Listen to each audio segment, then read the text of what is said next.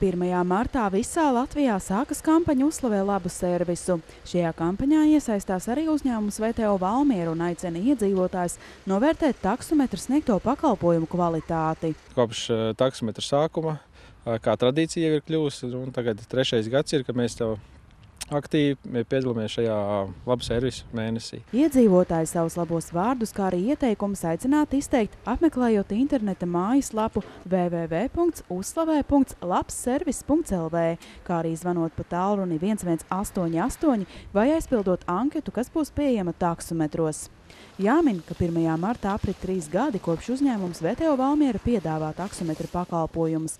Tāpēc, lai iepriecinātu savus klientus, uzņēmums uzsāk akciju Krāj uzlīmes un brauc bez maksas. Pie uzlīmēm var tikt jebkurš pasažieris, kurš viena brauciena laikā, veic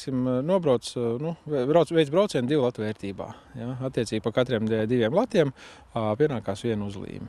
Īpašā akcijas kartiņā sakrājot 10 uzlīmes būs iespējams izmantot bezmaksas braucienu ar taksometru 2 latu vērtībā. Savukārt sakrājot 20 uzlīmes, bezmaksas brauciens 4 latu vērtībā. Akcija Krāj uzlīmes un brauc bez maksas turpināsies līdz 31. maijam.